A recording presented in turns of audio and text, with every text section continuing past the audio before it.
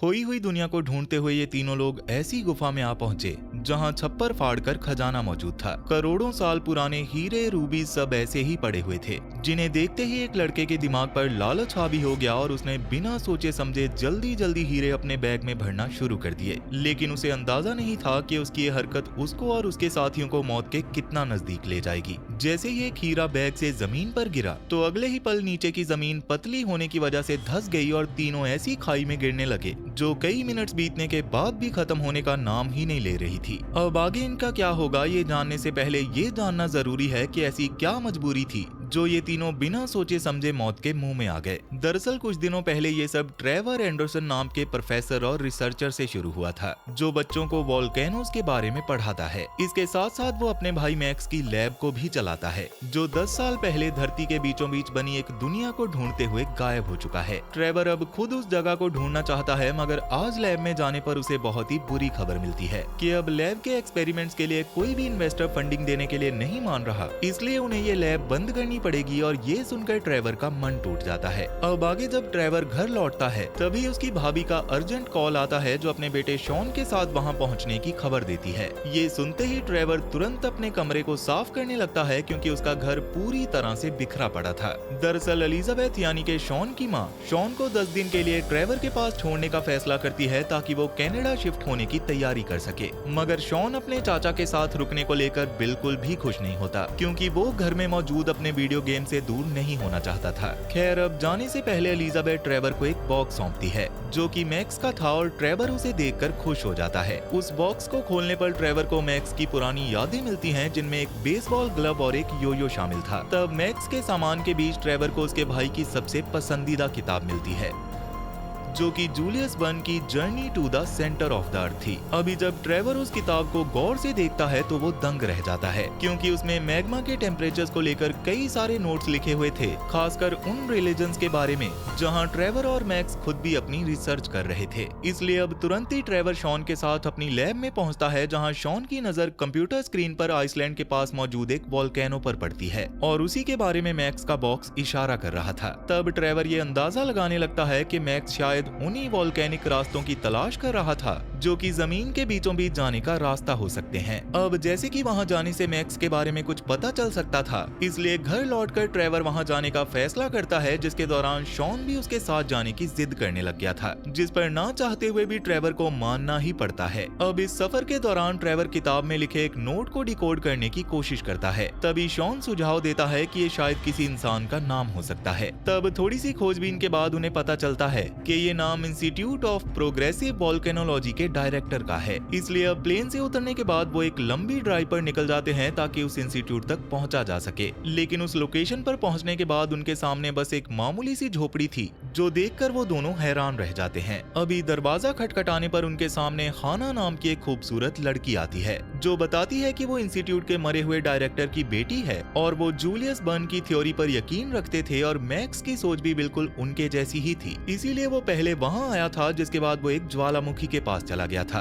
अब ये सुनकर ट्रेवर भी वहां जाने का फैसला करता है, जिस पर पहले तो हाना उन्हें वहां जाने से मना करती है, लेकिन ट्रेवर के उसकी बात ना सुनने की वजह से वो खुद भी उनके साथ ही चल पड़ती है, क्योंकि वहां जाने के लिए उन्हें माउंटेन ट्रैक करके जाना पड़ेगा, और हाना एक कमाल की माउंटेन क्लाइंबर थी। अब आगे इस सफर के दौरान हाना के मुताबिक वो लोग जिस पहाड़ पर चढ़ रहे थे वो बेहद खतरनाक है। साथ ही बर्न की किताब भी यही इशारा करती है कि जमीन के नीचे जाने का रास्ता इसी जगह मौजूद है। इसी बारे में बातें करते हुए वो आखिर उस पहाड़ के ऊपर आ ही जाते हैं, जहां ट्रेवर को वोल्केनिक रिसर्च में इस्तेमाल होने वाला सेंसर मिलता है, जो मैक्स का था, और इसका मतलब था कि मैक्स वहां सच में आया था। पर तभी वहां एक भयानक तूफान शुरू हो गया था, जिसे देखकर शॉन और हाना तो फौरन पास में मौजूद एक गुफा में पनाह लेते हैं, जबकि ट्रेवर जमीन से उस डिवाइस को निकालने में लग जाता है। तब उस डिवाइस पर लगे एंटीने की वजह से ट्रेवर के चारों ओर बिजली गिरने लगती है, लेकिन अपनी धुन का पक्का ट्रेवर उस इक्विपमेंट को निकालने में कामयाब हो जाता है। अब इसके बाद वो तेजी से गुफा की ओर भागता है, पर उसके पास मौजूद सेंसर बिजली को अपनी ओर खींच रहा था, जो देखकर ट्रेवर उस सेंसर को हवा में फेंकता है, जिसके अगले ही पल एक बिजली सेंसर को हवा में ही बर्बाद कर देती है। तब ट्रेवर छलांग लगाकर गुफा में तो आ जाता है, लेकिन तभी गुफा के ऊपर एक बिजली कड़कने से काफी सारे पत्थर गुफा के सामने गिर जाते हैं, जिससे गुफा का रास्ता हमेशा के लिए बंद हो जाता है। तब कोई और रास्ता ना होने की वजह से तीनों गुफा के अंदर जाने लगते हैं, क्योंकि हाना के हिसाब से पहले वो गुफा एक खदान हुआ करती थी और वहाँ से बाहर निकलने का रास्ता दूसरी ओर से होना ही चाहिए था। तब चलते चलते ट्रेवर अचानक एक गहरी खाई में गिरने वाला होता है, पर तभी हाना उसे पकड़ लेती है। अब वैसे उस जगह पर एक वार्निंग साइन लगा हुआ था जो उन्हें दूर रहने की हिदायत दे रहा था। तब ट्रेवर जांच करने के लिए एक फ्लेयर जलाता है, मगर गुफा की दीवारों में मौजूद मैग्नीशियम जो कि बेहद ज्वलनशील होता है, उसकी वजह से वहाँ एक जोरदार धमाका होता है, जिसके दौरान इस नई मुश्किल से निपटने के लिए हाना एक फायर प्रूफ फ्लेयर निकालती है, जिसे जब वो खाई से नीचे फेंकते हैं तो उसके गिरने के समय से उन्हें पता चलता है कि ये खाई तकरीबन 60 मीटर गहरी है। अब इस खुलासे के बाद वो रस्सी के सहारे नीचे उतरने का फैसला करते हैं। शॉन ये देखकर थोड़ा घबरा गया था, लेकिन ट्रेवर सबसे पहले उस डरावनी खाई में उतरता है, जिसके बाद हाना की मदद से शॉन भी नीचे आ जाता है। उस दौरान रास्ते में ट्रेवर एक अनोखे किस्म के पत्थर को देखकर इतना खो जाता है कि उसका ध्यान भटक जाता है और रस्सी पर से उसकी पकड़ छूटने से वो बीच में लटक जाता है और हालातों को बिगड़ता देख हाना उसकी सेफ्टी केबल धीरे धीरे काटकर उसे नीचे पहुंचा देती है। अब इसके बाद तीनों के नीचे आने पर उन्हें एक पुरानी और खतरनाक खदान मिलती है,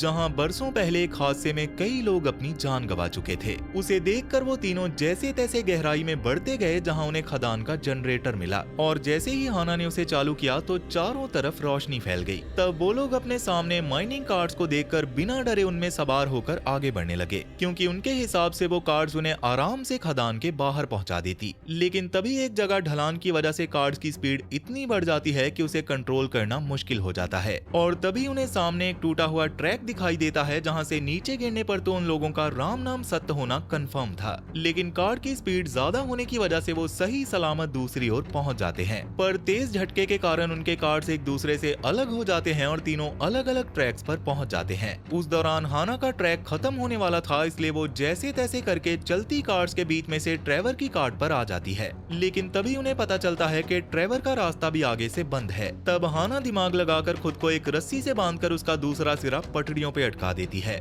जिससे वो लोग बच जाते हैं और कार्ड सामने पत्थर की दीवार से टकराकर तबाह हो जाती है। इसी बीच शॉन खामोशी से अपनी कार्ड में वहां पहुंचता है, पर किस्मत से उसके लिए सामने कोई खतरा नहीं था। अब इसके बाद वो तीनों एक ऐसे रास्ते में पहुंचते हैं जो कीमती पत्थरों जैसे रूबीज और डायमंड से भरा हुआ था। ये पत्थर अक्सर उन वोल्केनिक ट्यूब्स में बनते हैं जो सतह तक जाते हैं। तब शॉन अपनी बैग भरकर काफी सारे हीरे और रूबीज इकट्ठा कर लेता है, पर तभी अचानक उसे एहसास होता है कि ये बेहद कमजोर चट्टान है जो हल्के से वजन से भी कभी भी धंस सकती है। इसलिए वो तीनों अब सावधानी के साथ बाहर की ओर बढ़ने लगते हैं, मगर तभी शॉन के बैग से एक डायमंड नीचे गिर जाता है, जिससे चट्टान में एक छोटा सा छेद हो गया था। तब शुरुआत में तो कुछ नहीं होता, पर तभी अचानक जमीन फटने लगती है और वो तीनों एक बहुत ही गहरी खाई में गिरने लगते हैं जो कभी खत्म ही नहीं हो रही थी।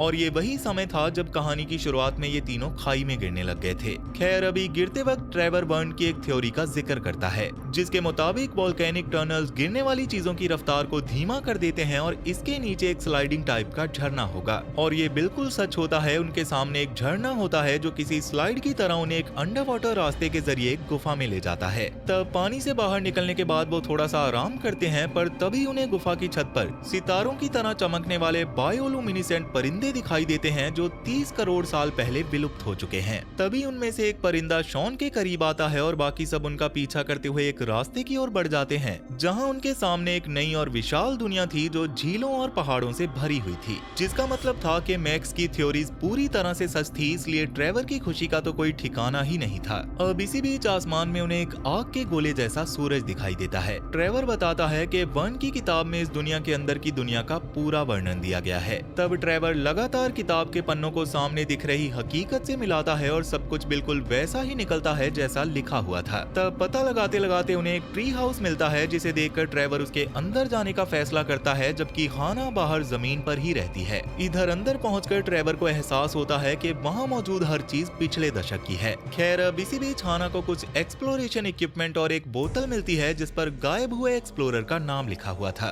और इतना ही नहीं, बल्कि उसे उस चट्टान के पास एक लालटेन भी मिलती है, इधर ट्री हाउस में किताबों को टटोलते हुए ट्रेवर और शॉन को पता चलता है कि ये जगह मैक्स का ठिकाना थी और उसने अपने नोट्स में पास ही एक अंडरग्राउंड ओशियन होने का जिक्र किया हुआ था। तभी हाना उन्हें उस जगह पर ले जाती है जहां मैक्स की डेड बॉडी मौजूद थी, जिसे देखकर वो तीनों मिलकर उसका अंतिम संस्कार करते हैं। इस मौके पर तीनों मैक्स की डायरी में अपने बेटे के लिए लिखे हुए दिल को छू जाने वाले संदेश को पढ़कर इमोशनल हो जाते हैं। मैक्स ने अपनी नोटबुक में समझाया था कि ये जगह मैग्मा से घिरी हुई है और सेस्मिक एक्टिविटी बढ़ने पर ये एक भयानक भट्टी में बदल जाती है। ये जगह धीरे धीरे बेहद गर्म होती जा रही थी और यहाँ का तापमान 194 डिग्री तक पहुँच जाता है, जबकि एक इंसान सिर्फ 134 डिग्री तक के टेम्परेचर को ही बर्दाश्त कर सकता है। इसलिए पूरा ग्रुप अब मैक्स के बनाए हुए प्लान को फॉलो करने का फैसला करता है, जिसमें उन्हें समंदर पार करके एक ऐसी नदी तक पहुंचना है जहां थर्मल स्प्रिंगल्स मौजूद हों जो उन्हें वापस सतह तक पहुंचा सके। उन्हें इस काम को गर्मी बढ़ने और पानी के भाप बनने से पहले अंजाम देना था, क्योंकि भाप की ही वजह से थर्मल स्प्रिंकल्स का प्रोसेस होता है। खैर, अभी मैक्स की नोटबुक में दिए गए निर्देश की मदद से वो इस खतरनाक सफर के लिए कश्ती बनाने लगते हैं, जिसके दौरान गर्मी लगातार बढ़ती जा रही थी और अब तापमान बढ़ते हुए 105 डिग्री तक पहुंच चुका था। तब कश्ती को आखिरी रूप देने के बाद ट्रेवर शॉन को वो कंपास सौंपता है जो कभी मैक्स का हुआ करता था, और उन्होंने मैक्स के पैराशूट को भी कश्ती में डायरेक्शन कंट्रोल करने के लिए लगाया था। अब इसके बाद वो तीनों कश्ती लेकर पानी में उतर जाते हैं ताकि हवा के रुख से रफ्तार पकड़ी जा सके। इस सफर के दौरान वही पुराना बायोलुमिनेसेंट परिंदा दोबारा दिखाई देता है और शॉन को किसी खतरे का इशारा देने की कोशिश करता है। तब जल्दी ही उनका सामना एक भयानक तूफान से होता है, जिसके दौरान हाना उन्हें सेल नीचे करने की सलाह देती है, पर उनके पास वक्त की बहुत कमी थी क्योंकि तापमान अब 109 डिग्री तक पहुंच चुका था। तभी शॉन की नजर समंदर में तैरती हुई बड़ी मछली पर पड़ती है,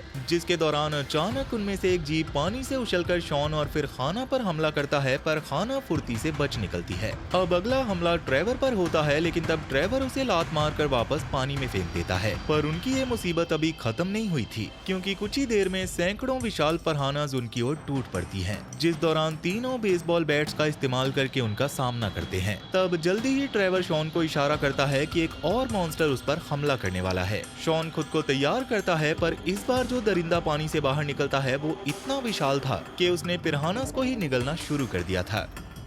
तब जाके ट्रेवर, हाना और शॉन को एहसास होता है कि वो बड़ा सा मॉन्स्टर असल में मछलियों को खाने में ही इंटरेस्टेड है, पर इतने सारे मॉन्स्टर्स की वजह से समंदर में कश्ती चलाना अब और भी मुश्किल हो गया था। इसलिए खतरों से बचने के लिए वो तीनों अपना रास्ता बदलने का फैसला करते हैं, लेकिन रास्ते में हवा इतनी तेज हो जाती है कि हाना के हाथ से सेल छूट जाती है और रस्सी की रगड़ से उसके हाथों पर गहरी चोटें आती हैं। तब शॉन तेजी से रस्सी पकड़ने के लिए आगे बढ़ता है, मगर सेल का अटैचमेंट टूट जाने की वजह से शॉन तेज तूफान में उसके साथ ही उड़ते हुए कहीं पर चला जाता है। अब इसके बाद जब शॉन को होश आता है तो वो अपने पास एक भयानक पिराना को पड़ा हुआ पाता है, जिसे देखकर उसे एहसास होता है कि वो समंदर के एक सुनसान किनारे पर बिल्कुल अकेला है। तभी चट्टान के एक रास्ते की ओर देखते हुए उसे वही परिंदा दिखाई देता है जो उसे पीने के पानी तक ले जाता है, और तब अपनी प्यास बुझाने के बाद शॉन उस परिंदे का शुक्रिया अदा करता है और इस अनोखी दुनिया में उसका पीछा जारी रखता है। दूसरी ओर हाना और ट्रेवर जमीन पे आने के बाद शॉन को आवाज दे रहे थे। उन्हें पूरा यकीन था कि शॉन इतना समझदार है, इसलिए वो जिंदा तो जरूर होगा।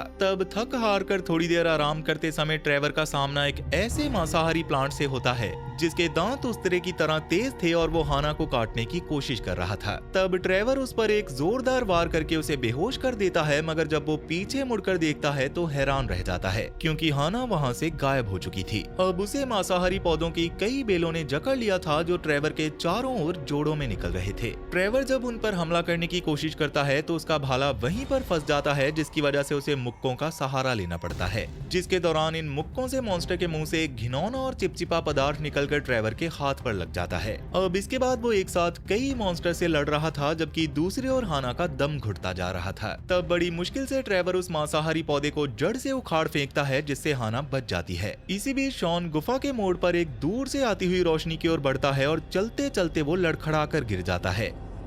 तब उठने पर वो अपनी पॉकेट नाइफ को हवा में तैरते हुए देखता है, जो वहाँ पर स्ट्रॉन्ग मैग्नेटिक फील्ड होने का इशारा था। तभी उसने अपने सामने हवा में तैर रही काफी बड़ी बड़ी चट्टानों को देखा, जिस पर भी मैग्नेटिक फील्ड वर्क कर रहा था, और उसी वजह से वो हवा में तैर रही थी। उस दौरान एक खाई से दूसरी ओर उन हवा में तैरती हुई चट्टानों से ही जाया जा सकता था, इसलिए शॉन हिम्मत करके एक चट्टान से दूसरी चट्टान पर कूदते हुए आगे बढ़ने लगता है, जिसके दौरान एक बार तो वो उस गहरी खाई में गिरने भी वाला था, मगर उसने जैसे तैसे चट्टान को पकड़ लिया और हिम्मत जुटाकर फिर से ऊपर आ गया। इसी बीच ट्रेवर और हाना को वो नदी मिल गई थी जो उन्हें हॉट स्प्रिंग तक ले जा सकती थी, जिसकी मदद से वो बाहर आ सकते थे। हालांकि उन्होंने शॉन को ढूंढे बिना वहाँ से नहीं जाना था, इसलिए वो उसे वापस आवाजें देने लगे, पर दूसरी ओर से कोई जवाब नहीं आया। इधर शॉन लगातार अपने कंपास की मदद से आगे बढ़ता जा रहा था, लेकिन तापमान बढ़ने की वजह से वो गर्मी से पूरी तरह पसीने में भीग चुका था। तब चलते चलते शॉन को एक हैरान करने वाली चीज दिखती है। वो विशाल जानवर जो असल में डायनासोर थे, वो उनके कंकालों पर चल रहा था। तभी उसे एक डरावनी आवाज सुनाई देती है और वो तुरंत पास में छुप जाता है। वहीं ट्रेवर ने हाना से अलग होने का फैसला किया और उसे रास्ते पर आगे बढ़ते रहने को कहा, जबकि वो खुद अपने भतीजे को ढूंढने निकल गया। तब हाना ने ट्रेवर को एक इमोशनल किस किया, क्योंकि उन्हें डर था कि शायद अब वो कभी ना मिल पाए। इधर उसी वक्त शॉन के सामने जमीन पर एक घिनौना और चिपचिपा लिक्विड गिरता है और तब ऊपर देखने पर तो उसके होश उड़ जाते हैं, क्योंकि एक बड़ा सा टीरेक्स लार टपकाते हुए उसे खाने के लिए तैयार खड़ा था। तब डर के मारे शॉन के अंदर एक नई फुर्ती आई और जैसे ही उस मॉन्स्टर ने उसे पकड़ने की कोशिश की तो शॉन ने जमीन पर रोल होकर खुद को बचा लिया। अब वो अपनी जान बचाने के लिए बेतहाशा दौड़ रहा था और वो खतरनाक शिकारी उसके बिल्कुल पीछे था। तब भागते वक्त वो डायनासोर अपने रास्ते में आने वाली हर एक चीज को तबाह कर रहा था, जिससे वो आसानी से शॉन के बेहद करीब पहुंच जाता है और शॉन अपनी जान बचाने के लिए गुफा में घुस जाता है। तभी ट्रेवर को अपने भतीजे की चीखें सुनाई देती हैं और उसे एहसास हो जाता है कि ये आवाज दीवार के दूसरी ओर से आ रही है, इसलिए वो पागलों की तरह उस दीवार को तोड़ने की कोशिश करने लगता है। इधर जैसे ही डायनासोर शॉन को निकालने ही वाला था कि तभी ट्रेवर दीवार तोड़कर शॉन को बचाता है, मगर सुकून की सांस लेने से पहले ही वो दरिंदा दोबारा उनकी ओर लपकता है। उस दौरान वो डायनासोर चट्टानों पर इतनी फुर्ती से चल रहा था कि ट्रेवर के साथ साथ शॉन को भी अपनी जान बचाने के लिए भागना पड़ता है। तब एक प्लान बनाने के बाद ट्रेवर उस शैतान को एक ऐसी जगह पर ले गया जहाँ की चट्टानें बेहद कमजोर थी। ये एक बड़ा खतरा था, क्योंकि ट्रेवर खुद भी उस शिकारी के साथ नीचे गिर सकता था। मगर जैसे ही जमीन नीचे धंसने लगती है तो ट्रेवर एक जोरदार दौड़ लगाकर मॉन्स्टर को नीचे गिरा देता है और खुद वापस शॉन के पास आ जाता है। खैर, अब इसके बाद वो दोनों भी जल्दी ही एक टनल से होते हुए उस नदी तक पहुंच जाते हैं, पर वहां का तापमान इतना बढ़ चुका था कि नदी का पानी उबलने लगा था और उसी के प्रेशर की मदद से वो धरती के ऊपर जाने वाले थे। तब खुशकिस्मती से हाना वहाँ एक बड़े डायनासोर की खोपड़ी से बनी कश्ती लेकर पहुंच जाती है और कुछ ही देर बाद उन्हें एहसास होता है कि उनकी रफ्तार बढ़ रही है और पानी खत्म होता जा रहा है, जिसका मतलब था कि वो अब नदी के बिल्कुल निचले हिस्से पर हैं, जहां से पानी आकर जा चुका था और वो लोग लेट हो चुके थे। खैर, अब आगे बढ़ते हुए वो लोग अचानक एक बड़ी खाई में जा गिरे, लेकिन किस्मत से वो डायनासोर की खोपड़ी दो चट्टानों के बीच में फंस गई और अगर वो वहां से गिरते तो खौलते हुए लावा में गिरकर मारे जाते। तभी ट्रेवर को समझ आ जाता है कि अगर उन्हें बाहर निकलना है तो पानी का लावा से मिलना जरूरी है, ताकि थर्मल स्प्रिंग अपना काम कर सके। पर मुश्किल ये थी कि पिछले कुछ घंटों से वहां से पानी गुजरा ही नहीं था और आगे पानी पता नहीं वहां पर कब आने वाला था। तभी दीवारों का गौर से जायजा लेने पर ट्रेवर को पानी की कुछ बूंदें दिखी, पर चट्टानों ने रास्ता रोका हुआ था।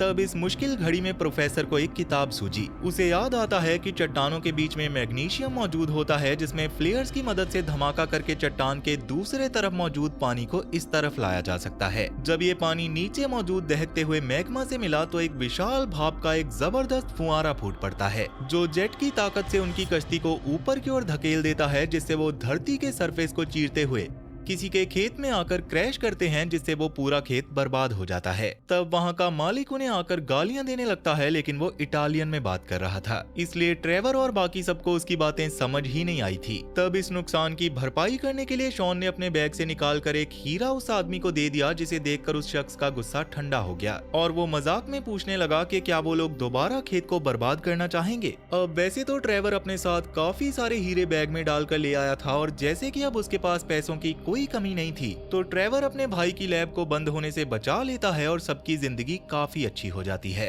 अब इसके कुछ देर बाद हाना और ट्रेवर शॉन को क्रिसमस की छुट्टियों में लॉस्ट सिटी ऑफ एटलांटिस को ढूंढने चलने के लिए कहते हैं, पर जब शॉन वहां से निकलने की तैयारी कर रहा होता है तो वो अपने बैग में मौजूद अपने एक पेट को खाना खिलाता है। उसी पल उन्हें वही चमकता हुआ बायोलुमिनेसेंट परिंदा दिखता है जो जमीन के नीचे से उनके साथ ऊपर आया था। ट्रेवर और उसकी टीम अंडरग्राउंड दुनिया से ढेर सारे हीरे लेकर खुशी खुशी ही वापस आ गए थे, जिससे उनकी लैब बच जाती है और आगे की जिंदगी बिल्कुल मजे में सेट हो जाती है। लेकिन क्या हो अगर पास्ट से आने वाले ये जीव सिर्फ मासूम परिंदों तक ही सीमित ना रहे। सोचिए अगर उन अनजान रास्तों और वक्त के दरवाजों से निकलकर खून के प्यासे खूंखार डायनासोर सीधा हमारी दुनिया में आ टपके। क्योंकि साल 1968 में वियतनाम वॉर के खौफनाक माहौल में एक ऐसी ही अनसुनी और भयानक दहशत सामने आती है। एक तरफ जहां अमेरिकन सोल्जर्स तूफान के बीच दुश्मन से बचने की कोशिश कर रहे थे, वहीं घने जंगलों में उनका सामना गोलियों से नहीं बल्कि उन्हें कच्चा चबा जाने वाले विशाल डायनासोर्स और डीमन से होता है। तो क्या वोल्चर स्क्वाड इन दरिंदों के चंगुल से अपने साथियों को जिंदा बचा पाएगी,